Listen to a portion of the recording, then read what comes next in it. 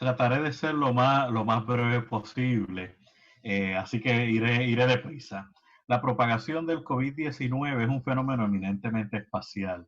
Pensemos que, como bien señala el geógrafo Michel Luzón, una cosa minúscula que contaminó a un primer paciente en China a finales de 2019 provocó la mayor crisis mundial jamás constatada en la historia de la humanidad.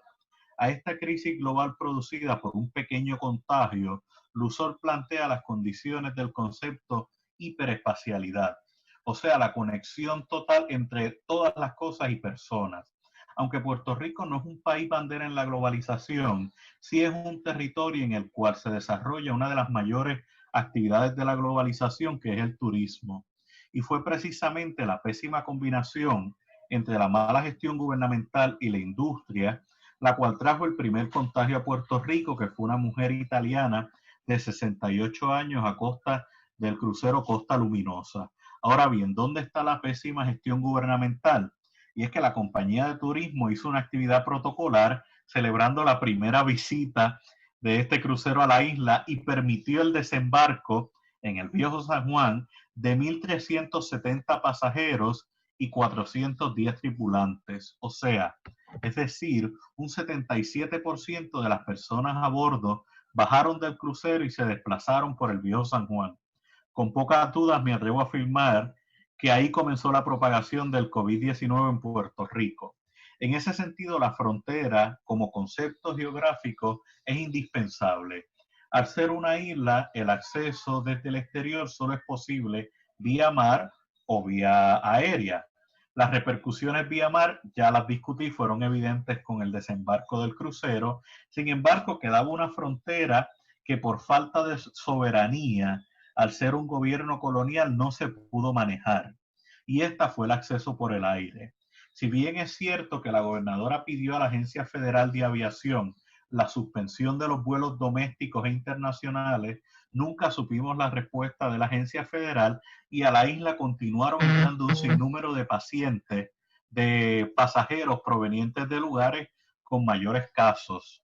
Tras ese primer caso confirmado el 10 de marzo y el 15 de marzo, hasta el 15 de mayo se mantuvo el país prácticamente detenido.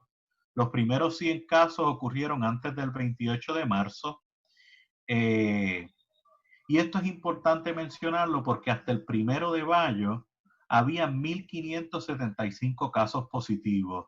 Quiere decir que durante el mes y medio que hubo unas restrictas medidas de confinamiento, se produjeron estos contagios. Entonces nos preguntamos, ¿cómo se contagió tanta gente? En esa reflexión, el geógrafo Carlos Gilbert y yo tenemos la hipótesis de que el gran foco de infección fueron los supermercados. En ese sentido, ya que estos eran los únicos lugares que bajo las estrictas medidas de seguridad había una gran concentración de personas. Posiblemente, y termino en breve, el hiperconsumo fue clave para la propagación del coronavirus en Puerto Rico. Si esta hipótesis de nosotros es correcta y el consumo fue la pieza clave, es la pieza clave de la reapertura de la economía puertorriqueña neoliberal, estamos ante una futura, pero no lejana, continuidad de la crisis del coronavirus. Hago una breve aclaración importante y es que es sumamente difícil trabajar con los datos que existen, ya que no se han realizado las pruebas suficientes. Entonces, esta problemática que vemos es el fracaso del gobierno actual, y con esto termino, que es el mismo que permitió la muerte de 4.645 personas durante el huracán María.